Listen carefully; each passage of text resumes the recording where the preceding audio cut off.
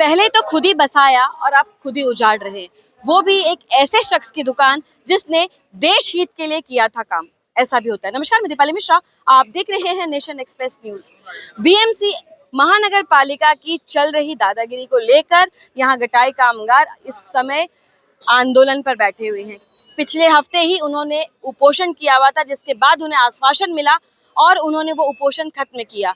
अब जबकि वो अपना व्यवसाय स्टेशन के पास चला रहे हैं, वो भी शिफ्टिंग में मिली हुई जगह को उसे तोड़ने के लिए आज एमबीएमसी अपने दस्तावेज के साथ यहाँ पहुंच चुकी है। क्या है पूरा मामला और किस तरीके से एक स्वतंत्र सेनानी जिसने हमारे देश की सेवा के लिए अपना पूरा तन मन धन लगाया, उनके ही स्टॉल को उठाने महानगर पालिका आई है। जानते उन्हीं की जुबानी कि किस दर्द से वो गुजर रहे हैं। डिटेल्स बताइए कि आपने देश की सेवा के लिए काम किया। हाँ। आप क्या थे पहले? मैं मिलिट्री में था, माजी सैनिक। माजी सैनिक। हाँ। आपने अभी ये स्टॉल लगाया है। हाँ। आज बीएमसी बड़े पैमाने पे इसे तोड़ने आई है। हाँ। अब ये बिना मतलब मुझे नोटिस नहीं दिया, कुछ नहीं मालूम, नहीं कोई मतलब नहीं है। और हम ग्राम पंचायत से मेरे बाप से लेके मैं भी करता हूँ, अभी मेरा बेटा भी करता है। हाँ, हम पूरा परिवार मिलके हमारा चल रहा है। अभी इन्होंने पहले एक बार गेट बनाया, वहां से निकाला, फिर मुझे झुमका बाकर के बाजू में दिया, फिर हर तोड़ा, फिर बोलता है यहाँ डोमोलेशन करने का है, फिर ये इधर दिया बाथरूम के बाजू में, तो अभी बाथरूम हमको बड़ा करने का है और डोमोलेशन किया इन्होंने, महिलाओं के लिए कंपनी जगह ऐसा वगैरह बोल के। फिर अभी और फिर बोलते कि तुमको इधर शिफ्ट कर देते, तुमको इधर कभी जिंदगी में टेंशन नहीं आएगा, अभी तुम इधर ही तुमको रहना है। और फिर मेरा 95-96 का भी परमिशन है, उसके बाद का भी है, ये देखो ये सब।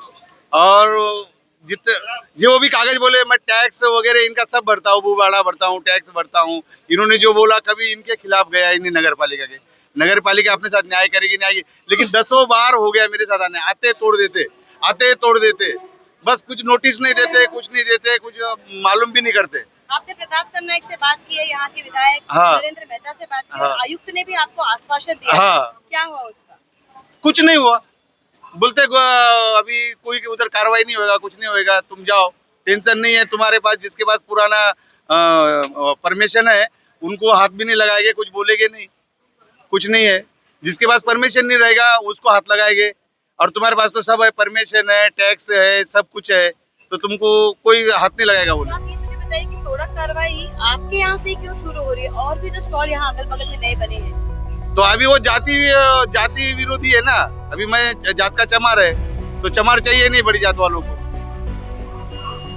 दादा काय आहे पूर्ण प्रकरण आणि कशाला ते बसतात? असं आहे की गेल्या 15 जानेवारी पासून आम्ही उपोषणाला, आमचे जिल्हाध्यक्ष जे बळीराम निगळे आहेत ते उपोषणाला बसले होते गटाई कामगारांच्या विविध मागण्यांसाठी। त्याच्यामध्ये गटाई कामगार जे 2015 पासून बसतात किंवा जुने जे बसतात त्यांना आहे त्या जागेवरती त्यांना तुम्ही परवाने द्या म्हणून 2024 मध्ये नोव्हेंबर महिन्यामध्ये आम्ही एक आंदोलन केलं होतं, घेराव आंदोलन। त्या आंदोलनामध्ये आम्हाला लेखी आश्वासन दिलं की येत्या एका महिन्यामध्ये तुम्हाला काय ते तुमचे गटाईचे जे परवाने आहेत त्याच्यावरती आम्ही योग्य कारवाई करून आम्ही देऊ। नंतर स्टॉल धोरण 2024 यांनी राबवलं ते फेब्रुवारी महिन्यामध्ये, त्याच्यामध्ये ऑनलाईन अर्ज मागवले। आता त्या ऑनलाईन अर्जामध्ये गटाई कामगार असे शिकेत, काही लोकांचे अर्ज राहिले पण त्याच्यामध्ये भरायचे, पण तरी सुद्धा आम्ही अर्ज तिथे भरले। ते भरल्यानंतर अर्ज मागवल्यानंतर 1 वर्ष झालं, आम्ही परत मागणी केली, बाबा काय झालं, 1 वर्ष झालं ना, तरी सुद्धा मग त्याच्यावरती त्यांनी काही उत्तरच दिलं नाही। मग आम्ही आंदोलनाचा इशारा दिला, तुम्ही आंदोलन इशारा देऊ नका, तुमच्यासाठी ऍक्च्युअली स्टॉलसाठी जागाच नाही। तर आम्ही शॉक झालो, ज्या जागेवर आम्ही 15-20 वर्षापासून लोकांची इथे सेवा करतोय, एखादी तुम्ही दुसरी चप्पल हातात घेऊ शकता का? नाही घेऊ शकत, कारण दुसरी चप्पल घालण्यासाठी मी का हातात घेऊ? पण आम्ही गटाई कामगार प्रत्येक नागरिकाची चप्पल हातात घेऊन ती शिवतो, ही छोटी बाब नाहीये। आज आयुक्ताची चप्पल तुटली ना तर त्यांना आमच्याकडे शिवायला यावं लागेल। दुसरा कोणता व्यवसाय, आमच्या समाजाचा तो व्यवसाय, दुसरा कोणता व्यवसाय नाहीये तो, आणि आमचा तो संविधानिक अधिकार आहे। त्यासाठी शासनाने खास आम्हाला समाज कल्याण विभागामधून ते परमिशन दिलेलं आहे। जो लोकांच्या जुन्या चपला असतील किंवा छत्र्या असतील तुटलेल्या, किंवा लोकांच्या शाळेच्या बॅग वगैरे काही रिपेअरिंगच्या गोष्टी आम्ही इथे करतो।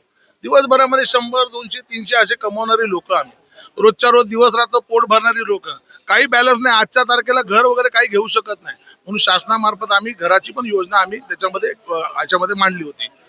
तसेच संत रविदास महाराजांचे विचार या मीरा भाईंदर शहरातील सर्व नागरिकांना, आमच्या समाजाला ते पोहोचावेत. त्यांचे विचार काय होते, संत रोहिदास महाराज काय होते, या सगळ्या गोष्टी ज्ञान मिळावं म्हणून संत रोहिदास महाराजांची सुद्धा आम्ही मागणी त्यासाठी केली होती. परंतु आयुक्त हे तर जातीविरोधी दिसतात आहे. या शहरामध्ये, मीरा भाईंदर शहरामध्ये मला वाटतं कितीतरी असे अर्ज येऊन पडले असतील की याच्यावरती थोडं कारवाई करा. त्याच्यावर कारवाई बिलकुल होत नाही. बिल्डरांना रोजगार मिळतो, कॉन्ट्रॅक्टरला रोजगार मिळतो, पण या गरीब गटाई काम करणार रोजगार त्यांना द्यायचा नाही. आणि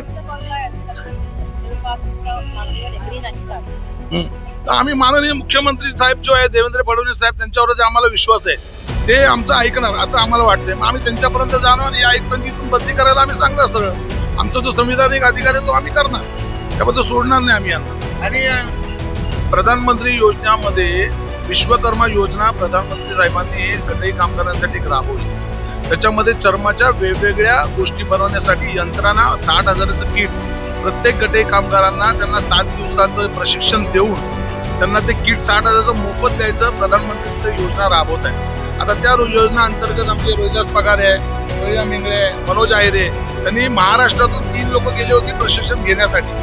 तर तिथे प्रशिक्षण घेऊन ते आले. म्हणजे एकीकडे गटाई कामगारांचं राहणीमान सुधारावं यासाठी प्रधानमंत्री इकडे प्रयत्न करतायत आणि दुसरीकडे इथले जे जातीयवाद जे आयुक्त आहेत हे गटाई कामगारांना उद्ध्वस्त करण्याचं काम करतात आहे. त्यांच्या मनामध्ये काय चाललंय, त्यांची मेंटॅलिटी काय आम्हाला अजूनपर्यंत कळायला नाही. कसं आहे की प्रशासन हे नागरिकांच्या सेवेसाठी असतं, त्यांना उद्ध्वस्त करण्यासाठी नाही आहे की नाही. तर त्यांनी त्या हिशोबाने त्यांनी त्यांचं काम केलं पाहिजे, मला असं वाटतं. 40-40, 50-50 साल पुराने स्टॉल हैं, स्टॉल भी ऐसे हैं जो लोगों की रोजमर्रा जिंदगी के हैं, उस पर भी कार्रवाई हो रही है क्या? ये इसलिए कार्रवाई कर रहे हैं कि अधिकारी यहाँ के जो उनसे उनको कुछ मिलता नहीं. यहाँ पे बड़े बड़े बिल्डर जो इनलीगल काम होते हैं उनसे मिलता है, और एक कमिश्नर इतना मोटा चमड़ी का है कि वो गरीबों पे अन्याय कर रहा है. गरीबी के स्टाल वहाँ पे रोजी रोटी करके अपना पेट भरते, और इनको लाइसेंस देने के टाइम में इनका पूरा टैक्स लिया जाता है, लाइसेंस का फीस लिया जाता है, 50-50 हजार रुपए लेके स्टॉल बना जाते. जब तुमको उनका लाइसेंस ही कैंसिल करना था, उनका पैसा क्यों लिए तुमने? 50-50 हजार रुपए टैक्स भर के क्यों लिया, लाइसेंस क्यों दिया? वो पैसा उनको ब्याज के साथ में वापस दो, उनका स्टॉल दो, और इतने दिन की जो रोजगार डूबा वो दो. उसके बाद कार्रवाई करो. इनका घर का मनमानी चल रही है, मनमानी चलने देंगे, इनकी दादागिरी यहाँ पे चलने देंगे. ऐसे कमिश्नर को जब तक हम लोग हटाएंगे नहीं, जब तक हम शांत बैठने वाले नहीं है. क्या बोलेंगे यहाँ पे? ये तो बहुत ही ज्यादा ही है.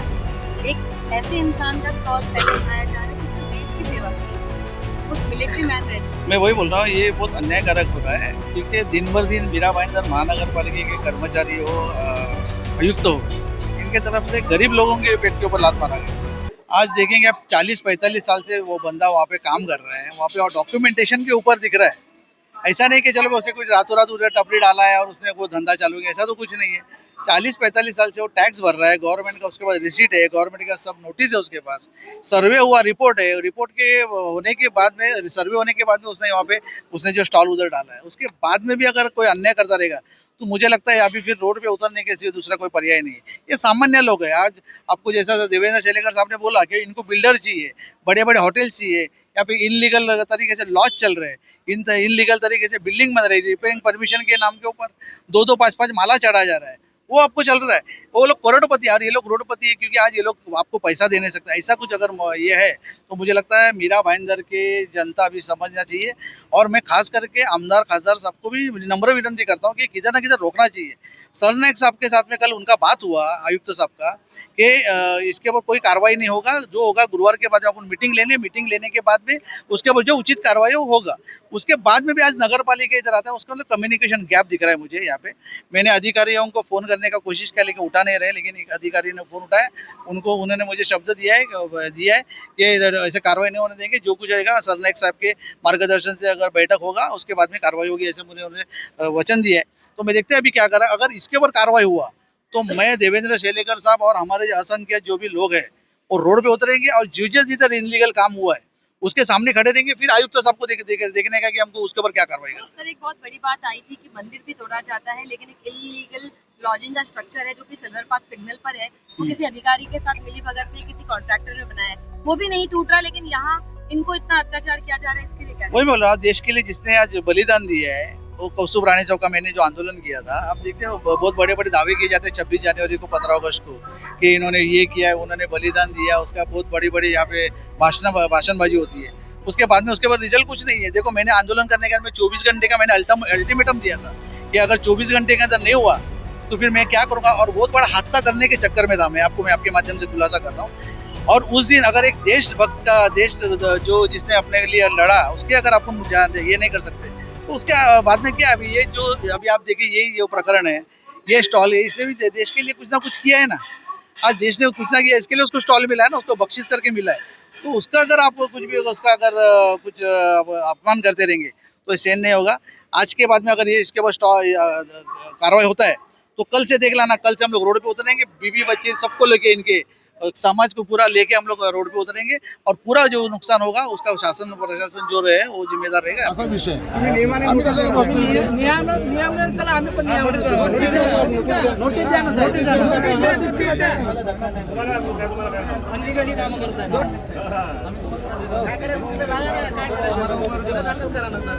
नोटीस नाही कायदेशीर नोटीस मिळाला आम्ही सहकार्य 7 दिवस उपोषण केलेलं आहे साहेब, या समाजासाठी उपोषण केलं त्यांनी, आज केलं नाही स्टे आणू शकतो, स्टे आणू शकतो. संविधानाच्या हिशोबाने साहेब अरे नोटीस यासाठी देत नाहीत, नोटीस यासाठी देत नाही की तुम्ही स्टे आणणार. स्टे आणणार तेच बोलले ना, म्हणूनच लिगली आहे ना, स्टॉल लिगली ना आपलं, तेच तर मग तुम्ही नोटीस द्या.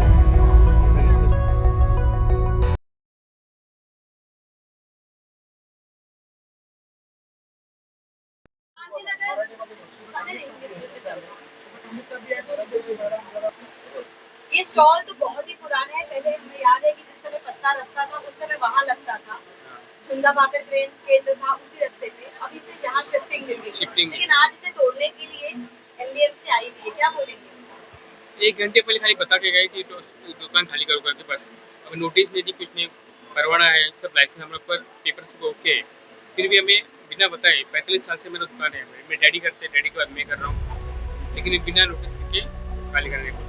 तो आप प्रशासन के लिए क्या कहेंगे कि क्या करे, इंसाफी है नाइंसाफी? ये नाइंसाफी है सर, जबरदस्ती ये खाली करा जा रहा है, पुलिस खाली करो कल के देखो। 40, 45, 50 साल पुराने स्टॉल्स, अहम के स्टॉल्स जहां पेपर की बिक्री की जाती है, आपके माध्यम से समाचार पहुंचाया जाता है। कहने को तो बहुत छोटा वर्ग लगता है और कहा जाए तो भी बहुत बड़ी बात है, लेकिन आपके चप्पल जूते सिलना, बैग सिलने का काम करने वाले गरीब मजदूरों को इस तरीके से बेघर करने के लिए एमडीएमसी क्यों तैनात है, ये बात अभी तक समझ में आ नहीं रही है। बहरहाल यहाँ पर पूरी तरीके की जानकारी मिलने के बाद यहाँ जो गट है उनका यही कहना है कि आयुक्त एक तरफा कार्रवाई कर रहे हैं और हमारी सुनवाई नहीं हो रही है, जबकि इन्होंने अपनी सारी बात यहाँ के दोनों आमदार तक डाली है। इनके रोजगार पर जो चिंता होगी या इनका रोजगार अगर घटेगा तो इसका जिम्मेदार होगा कौन?